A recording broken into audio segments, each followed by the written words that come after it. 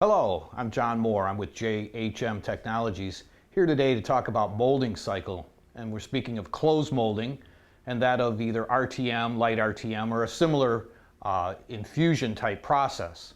So when we think about those processes, we all have the same common interest. That is the overall cycle time and the product that we produce. We want the quality of the product to be consistent, but most importantly, as accompanying that, we want the cycle time to be consistent. So what are the elements of that cycle? Well, to break it down into three simple steps, we have to load the fiber, we have to inject the resin, and we have to demold the part.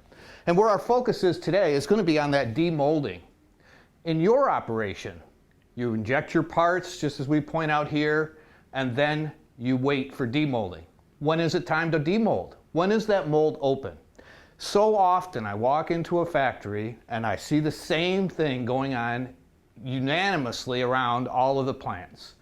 The operator injects, most commonly today through a piece of tubing, something to this effect. He's got that in the mold. He's done at the end. He bends it over, commonly just wraps it with a piece of tape and goes on to either inject another part or to flush the head out.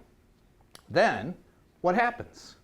He sets the mold aside and the area either evacuates of all the people because they're off given some other task, or they're on to doing something else. But the point is, no longer are they focused on that mold, at least not at the time that we're speaking of now. What that is to say, what is the right time to open that mold?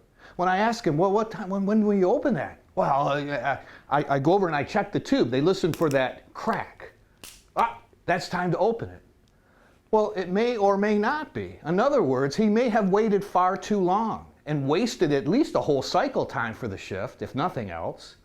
Or he could be pressed a little bit today. Maybe a little behind yesterday, didn't get enough parts. Maybe today he's behind for some reason, and he's going to open that mold too soon. So yeah, well, it's about time to open it. It's close. I'm going to go ahead and pop it now. Well, how does that affect our process? If we open the mold too soon, we'll get excessive scumming on the tools. We begin to build up with polystyrene or buildup of various components of that resin system because it wasn't fully cured at that moment it was open. Plus we have additional warpage, we have problems with surface quality.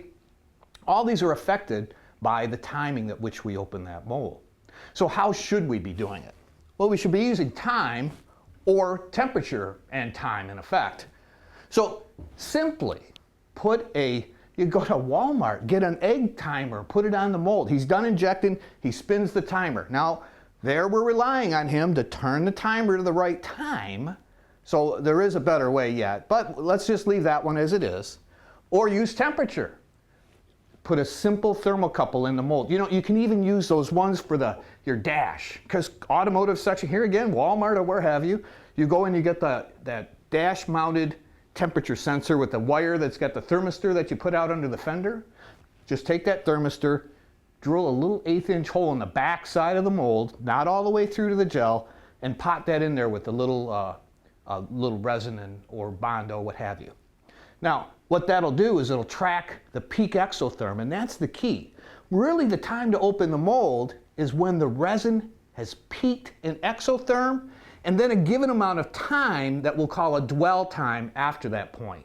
Once the mold has peaked in its exothermic temperature, it's going to start to fall off. So really, and if you come to JHM Technologies, we could offer you some automation, but I'm not telling you you need that for certain because you got nothing now. A silly egg timer is better than you have today.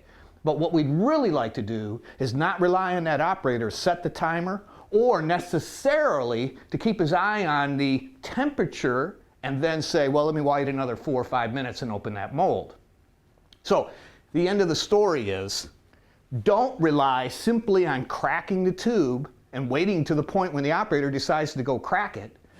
Use time based on your gel time of the resin and knowing that within that timing, your mold has peaked and has begun to cool off. And that is, again, using a combination of time and temperature. If you can gain some consistency in using those factors, you'll not only increase your productivity, you'll increase your quality of your parts day in, day out. Well, that's today's tip. Thanks again.